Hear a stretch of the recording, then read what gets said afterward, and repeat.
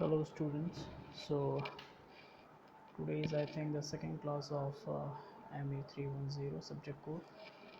So today I will be presenting you the concept of scientific management and what is its importance and how it has evolved and what is its significance in present context. We will also discuss about the disadvantages. So let's begin.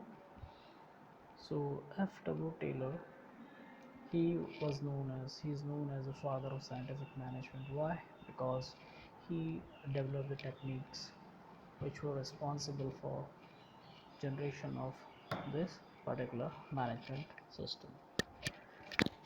तो इसके बारे में थोड़ा देख लेते हैं F W Taylor कौन थे। तो साइंटिफिक मैनेजमेंट में इन्होंने ही इज़ नोन एज फादर बता दिया आप लोगों को। और he was born into a wealthy family in the US in 1856. He graduated from Stephenson's Institute of Technology as a mechanical engineer in 1883.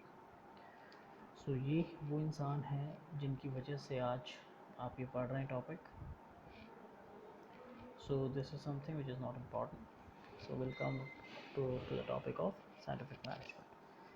अब देखिए स्टूडेंट्स, मैंने लास्ट क्लास में भी आप लोगों को थोड़ा सा बताया था, थोड़ा सा एक ओवरव्यू दिया था कि है क्या ये।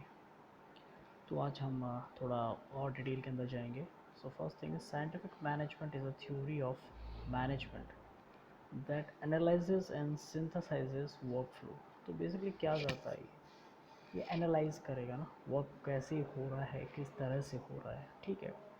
फिर उसको सिंथेसाइज करेगा। सिंथेसाइज का मतलब हो गया कि देखेगा कि क्या इसमें इनएफिशिएंसीज है, क्या इसमें कमी है जो दूर की जैसी, किस तरह से इसको हम और बेटर कर सकते हैं, ठीक है। तो बेसिकली ये कमियां ढूंढता है, ये देखता है कि क्या इश्यूज़ हैं और क्या इश्यूज़ रेक्टिफाई होनी चाहिए। मेन ऑब्जेक्टिव क्या है, is improving economic efficiency specially labour productivity. तो देखिए अगर आपका लेबर ज़्यादा प्रोडक्टिव होगा, ज़्यादा बढ़िया से काम कर पाएगा, तो कंपनीज़ को, इंडस्ट्रीज़ को, गवर्नमेंट्स को ज़्यादा कमाई होगी, ठीक है। तो फोकस करता है कैसे लेबर का जो रिडंडेंसी है, मतलब उसको उसका जो काम करने का तरीका है उसको किस तरह से बदला जाए कि वो ज़्यादा एफिशिएंट तरीके से काम कर सके। One of the earliest attempts to apply science to the engineering of processes and to management. So it was also the one of the earliest attempt to apply science to the processes of manufacturing or engineering.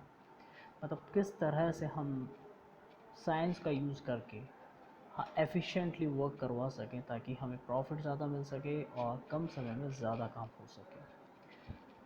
So scientific management को ही कभी कभी हम Taylorism के नाम से भी जाने जाते हैं, जो कि इनके फादर थे साइंटिफिक मैनेजमेंट के प्रिंसिपल के। So let's move to the next slide. So कौन कौन सी टेक्निक अब यूज़ होती है साइंटिफिक मैनेजमेंट में आप देख सकते हैं, ठीक है। सबसे पहले आप अगर आप बात करेंगे मोशन स्टडीज़ की बात होती है, मतलब जो काम कर रहा है वर्कमैन उसके मोशन को देखा जाता है। ये देखा जाता है कि कहीं इसका मोशन ऐसा तो नहीं जो इसको इनएफिशिएंट बना रहा है, या फिर इस मोशन में क्या चेंजेस कर सकें हम ताकि ये और एफिशिएंटली कर सकें। मान लीजिए कोई वर्कर है जो कोई काम कर रहा है, दो हाथों से कर रहा है, लेकिन टेक्निकली उसको ज़रूरत सिर्फ एक ही हाथ की है। जो दूसरा हाथ है वो इस तरह से यूज़ कर रहा है कि वो उसको इनएफिशिएंट बना रहा है। तो किस तरह से उसको एडजस्ट किया जाए कि दोनों हाथ एफिशिएंटली यूज़ हो सके। फंक्शनल फोरमैनशिप ये ज़्यादा इम्पॉर्टेंट नहीं है पर बता देता हूँ। बेसिकली फंक्शनल फोरमैनशिप ये होगा कि जो मॉनिटर कर रहा है, ठीक है, वो जो आदमी है जो बाकी लोगों को मॉनिटर कर रहा है is he efficiently monitoring the system. उसके बाद आपका आता है standardization and simplification of work. तो साइंटिफिक मैनेजमेंट टेक्निक कहती है कि वर्क को स्टैंडर्डाइज करो, मतलब ऐसा नहीं कि एक आदमी किसी काम को, सेम काम को 5 दिन में कर रहा है, दूसरा आदमी उसी काम को 10 दिन में कर रहा है, तीसरा आदमी उस काम को 2 दिन में कर रहा है। तो एक स्टैंडर्ड होना चाहिए कि particular this amount of time के अंदर इतना काम तो हो ही जाना चाहिए। तो स्टैंडर्डाइज़ करना होता है, प्रोसेसेस को स्टैंडर्डाइज़ करते हैं आप, टूल्स कौन से यूज़ करने हैं उसको स्टैंडर्डाइज़ करेंगे, आप स्टडी करेंगे वर्क की, उसके बाद आप स्टैंडर्ड्स पे पहुंचते हैं। उसके बाद आप बात करते हैं मेथड स्टडी की। देखिए method study is very important because the way you work is very important. ठीक है, अगर आप एडवांस टेक्नोलॉजीज़ का यूज़ करते हैं, अगर मेथड्स का यूज़ करते हैं, तो आप किसी काम को ज़्यादा आसानी से और जल्दी कर पाएंगे। सो मेथड स्टडी बेसिकली डील करेगा कि किस तरह से काम हो रहा है, ठीक है, किस प्रकार से काम हो रहा है, उसके बाद और क्या सीक्वेंस होनी चाहिए वर्क की, किस तरह से हम इसको प्रोसेस करें कि हम मिनिमम अमाउंट ऑफ टाइम, देखिए कॉन्सेप्ट वही है, आपको कम से कम टाइम में ज़्यादा से ज़्यादा काम करना है और एफिशिएंटली करना है। उसके बाद आता है आपका differential piece wage system. This is not important as per your subject and syllabus. Fatigue study है, ये थोड़ा सा इम्पॉर्टेंट है, ज़्यादा नहीं है, फिर भी देख लेते हैं। फटीक स्टडी के अंदर ये होता है कि आप ये देखते हैं कि क्या आप वर्कर्स को प्रॉपर रेस्ट दे रहे हो कि नहीं दे रहे हो। ऐसा तो नहीं है कि the workers are working throughout the day and they are not getting proper rest, because if someone will work throughout the day and if that person is not getting the rest, then his body will become fatigued। तो fatigue में क्या होता है, थक जाता है इंसान, तो उतनी एफिशिएंटली से उसका ब्रेन और उसकी फिज़िकल बॉडी वर्क नहीं करती, तो प्रॉपर रेस्ट बीच में देना ज़रूरी होता है। टाइम स्टडी की बात कर लेते हैं। टाइम स्टडी इम्पॉर्टेंट है। टाइम स्टडी ये देखता है कि किस तरह से काम हो रहा है और कितने टाइम के अंदर हो रहा है, पर्टिकुलर डेज पे कितने टाइम पे हो रहा है। तो ये बेसिकली एवरेज निकालता है, कई सारे दिनों का स्टडी को ऑब्जर्व करता है। बेसिकली इसमें आप कैमरा ट्रैप यूज़ कर सकते हैं, आप स्टॉप वॉच यूज़ कर सकते हैं, जिसके अंदर आप ये देखेंगे कि किसी काम को जो वर्कर्स हैं वो किस तरह से कर रहे हैं, क्या वो एफिशिएंटली कर रहे हैं, क्या एफिशिएंटली नहीं कर रहे हैं, क्या कुछ बदलाव की ज़रूरत है। बेसिकली ये साइलेंट ऑब्जर्वर की तरह होता है, जो सिर्फ टाइम की स्टडी करता है कि किसी वर्क को करने में कितना टाइम लग रहा है और इतना टाइम लग रहा है तो क्यों लग रहा है। It will try to see and find the reasons why this much amount of time is being spent in this one particular work. So now if we talk about the advantages, so पहला advantage जो है enhanced teamwork cooperation between managers and workers। तो जो cooperation होगा managers के बीच में और workers के बीच में वो बढ़ता है। क्यों बढ़ता है, क्योंकि ये एक कोऑर्डिनेशन के थ्रू उनको काम करना पड़ता है। मैनेजर्स ऑब्जर्व करेंगे, मैनेजर्स ध्यान रखेंगे और वर्कर्स अपना काम साइंटिफिकली करेंगे, तो एक कोऑर्डिनेटिव एनवायरनमेंट वहाँ मिलता है। दूसरा बेटर प्लानिंग की बात हो सकती है यहाँ पे, क्योंकि अगर आपने स्टैंडर्डाइज कर दी है चीज़ों को तो आप प्लान कर सकते हैं, because you know how much time this work will take. तो आप स्टैंडर्डाइज कर चुके हैं तो प्लान बेटर कर सकते हैं, बेटर डिसीजन बना सकते हैं that which process you should employ in your company so that the economic cost should be in control and at the same time the quality should be in control। उसके बाद हम बात कर लेते हैं improve economic and work efficiency. देखिए economic efficiency से मतलब है सीधा सीधा प्रॉफिट, ठीक है। वर्क एफिशिएंसी से मतलब है कि कितने लोग किसी काम को कितने टाइम में एफिशिएंटली कर सकें, ठीक है। अगर आपके पास 5 लोग हैं जो किसी काम को 10 दिन में कर रहे हैं, अगर आपने साइंटिफिक मैनेजमेंट लगाया तो हो सकता है 4 लोग उसी काम को 10 दिन में कर पाएँ या 3 लोग उसी काम को 10 दिन में करवा पाएँ। तो यहाँ पे वर्क एफिशिएंसी की बात हो गई। और उसके बाद आता है increase opportunities for workers to acquire scientific training, ठीक है। And this principle also focuses कि जो वर्कर्स हैं उनकी साइंटिफिक ट्रेनिंग होनी चाहिए, उनको पता होना चाहिए कि क्या वर्क है, किस तरह से करेंगे तो ज़्यादा बेटर आउटपुट रहेगा और किस तरह से करेंगे तो ज़्यादा बेटर आउटपुट नहीं रहेगा। वेस्टेजेस रिड्यूस होते हैं, एक बहुत ही अच्छा एडवांटेज है कि आप वेस्टेजेस रिड्यूस करते हैं। क्यों करते हैं, क्योंकि आप स्टैंडर्ड प्रोसेसेस का यूज़ करेंगे, तो स्टैंडर्ड प्रोसेसेस का यूज़ होगा तो आप कम से कम वेस्ट करेंगे, कम से कम वेस्ट होगा तो इकोनॉमिक बेनिफिट भी मिलेगा, ठीक है। लेकिन अब यहाँ पे कुछ डिसएडवांटेजेस भी होंगे, because there is no system in this world which can only and only deliver positive effects। There might be and there will be always some negative consequences of each and every step। So it is a basic philosophical है, ज़्यादा इसमें नहीं जाना है, but ये होता है ऐसा। If we talk about disadvantages, first is influences feeling of pressure among the workers। जो वर्कर्स हैं उनके अंदर प्रेशर वो ज़्यादा फील करते हैं। क्यों फील करते हैं, पहली चीज़ तो नई टेक्नोलॉजीज़ होगी, ठीक है, नई गाइडलाइंस होंगी, नए एम्स होंगे, नए टारगेट्स होंगे, तो दे फील दैट ओके पुराना वाला एटीट्यूड नहीं चलता है कि हाँ चलता है 5 दिन में कर दो, 10 दिन में कर दो। Now because the managers know this work will take this much amount of time, तो उनको उसी टाइम फ्रेम के अंदर करना होता है। Sorry guys, just a second. Yes, तो उसी काम को वो उसी टाइम के अंदर उनको करना होता है। ऐसा नहीं होता है कि they can take that like a डायस्कल अप्रोच। ठीक है, उसके बाद आता है मे बी डीमोटिवेट वर्कर्स। ये डीमोटिवेट कैसे कर सकता है? हो सकता है कि स्टैंडर्ड मशीन आ गई है, स्टैंडर्ड टाइमिंग आ गई है, लेकिन वो लोग फिर भी एफिशिएंटली वर्क नहीं कर पा रहे, न्यू टेक्निक सीखनी पड़ रही है। न्यू टेक्निक सीखने की वजह से हो सकता है कि वो उसमें अडेप्ट ना हो पाए, और कुछ वर्कर्स ज़्यादा बढ़िया से कर रहे हो, तो जो पुराने वर्कर्स हैं और जो एडमेंट वर्कर्स हैं, जो न्यू टेक्नोलॉजी फेमिलियर नहीं होना चाहते हैं, उसके लिए मतलब डीमोटिवेट कर सकता है, उनके लिए डिसइंसेंटिव की तरह वर्क कर सकता है, नेगेटिव इंसेंटिव की तरह वर्क कर सकता है।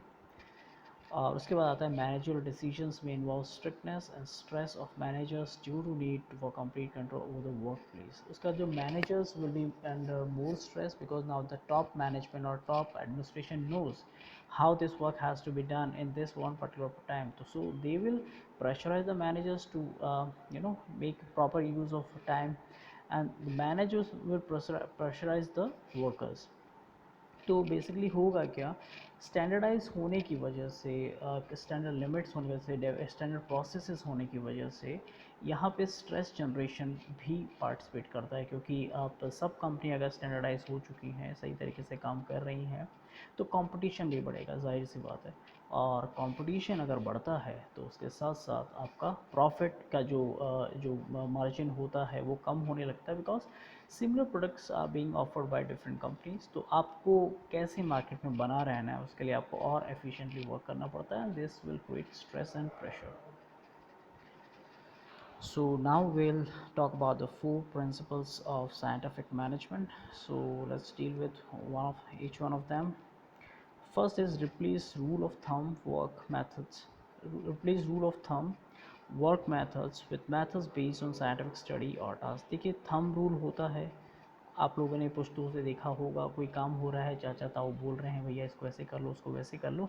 फॉर एग्जांपल किसान है, वो आज भी साइंटिफिक मैनेजमेंट से नहीं कर रहा है खेती, कई सारी जगह बीज जो बो रहा था पहले वही बो रहा है, नई हाइब्रिड सीड्स यूज़ नहीं कर रहा, सॉइल टेस्टिंग नहीं करवा रहा है। ठीक है, तो हो क्या रहा है, जो प्रथा चली आ रही थी कि हाँ भाई फलाना बीज ही बोना है और यही हमारे को तो सूट करता है, लेकिन हो सकता है और बेटर ऑप्शंस हों, जैसे Indian council of agriculture research ने नई सीड्स की वैरायटीज़ बनाई है, वो अगर सॉइल टेस्टिंग करके अगर उसको लगाएं तो हो सकता है वो उनको और ज़्यादा बेटर रिटर्न दे सकें, बट नहीं होता है। तो रूल ऑफ थंब को हटाना होगा और साइंटिफिक स्टडी को एम्प्लॉय करना होगा किसी भी काम के अंदर। दूसरा है scientifically selected train develop each worker rather than passively leaving them to train themselves। दूसरा होता है ट्रेनिंग पे फोकस करने के लिए बोलता है डब्ल्यू टेलर, बोलते हैं कि आप ट्रेन करें वर्कर्स को, प्रॉपर ट्रेनिंग दें उनको। ठीक है, प्रॉपर ट्रेनिंग देंगे अगर आप उनको तो वो ज़्यादा एफिशिएंटली वर्क कर पाएंगे, ऐसा ना हो कि आप बस उनको छोड़ के चले गए, खुद ही सीख लेंगे। तीसरा है cooperate with workers to ensure that developed methods are followed. आप वर्कर के साथ कॉपरेट करें ताकि ऐसा हो सके जो डेवलप मेथड, न्यू मेथड्स हैं वो फॉलो हो सके। बेसिकली लेटेस्ट टेक्नोलॉजी का इन्वॉल्वमेंट की बात हो रही है यहाँ पे, कॉपरेशन की बात हो रही है मैनेजमेंट लेवल से, वर्कर लेवल से, एडमिनिस्ट्रेशन लेवल के बीच में। उसके बाद आता है divide work nearly equally between managers and workers so that managers apply scientific manage planning and okay this is it. So उसके बाद बोलता है कि जो वर्क है उसको इस तरह से डिवाइड किया जाए कि जो काम जो आदमी बेस्ट तरीके से कर सकता है उसको वो काम दिया जाए। ठीक है, if there is a management, तो management should be provided managerial rule. Workers का वर्कर वाला काम है, नहीं वर्कर्स के बाद भी डिफरेंट क्वालिटीज़ ऑफ वर्कर्स होते हैं, डिफरेंट स्किल सेट के वर्कर्स होते हैं, तो जिसकी स्किल जिस वर्क के लिए बेस्ट हो उसको वो काम दिया जाए तो वो बेस्ट तरीके से कर पाएगा। बेसिकली ये वर्क सेग्रीगेशन के बारे में बात कर रहा है यहाँ पे। तो आई होप स्टूडेंट्स यहाँ तक आपको सारी चीज़ें क्लियर हो गई होंगी। एंड ये है थोड़ा सा और देख लेते हैं। Generally it is assume that the interest of the employee and employer are the opposite. ठीक है, एम्प्लॉय का जो होता है वो होता है, जो एम्प्लॉय कर रहा है, जो एम्प्लॉयमेंट दे रहा है उसको प्रॉफिट चाहिए होता है, और जिसको जॉब मिल रहा है वो चाहता है काम तो करे पर इतना भी ना करे कि वो उससे बहुत परेशान हो जाए। लेकिन साइंटिफिक मैनेजमेंट बोलता है, puts the claim that the interest of both parties are same. Scientific management बोलता है कि इंटरेस्ट, जो बेसिक इंटरेस्ट है ना, जो काम दे रहा है जो काम कर रहा है, दोनों का इंटरेस्ट सेम ही है, उनका जो क्लेम है दोनों का सेम ही है। कैसे? If the employer cannot provide the employees welfare, they cannot ensure their own welfare on the long term. जैसे कि अगर जिसने काम दिया है, जिसको काम दिया है, अगर उन्हीं का ध्यान नहीं रख पाएगा, उन्हीं को प्रॉपर एनवायरनमेंट नहीं दे पाएगा, प्रॉपर फैसिलिटीज़ नहीं दे पाएगा, तो लंबे समय के अंदर वो सस्टेन नहीं कर पाएगा मार्केट के अंदर। और इसी तरह से जो काम, जिनको काम दिया जा रहा है, जो वर्कर्स हैं, अगर वो प्रॉपर काम नहीं करेंगे तो वो भी एक समय के बाद किसी इंडस्ट्री में टिक नहीं पाएंगे। So the employ should make an effort to pay high salary as much as he can, मतलब वर्क के अकॉर्डिंग ही मिलेगी सैलरी जहाँ तक है।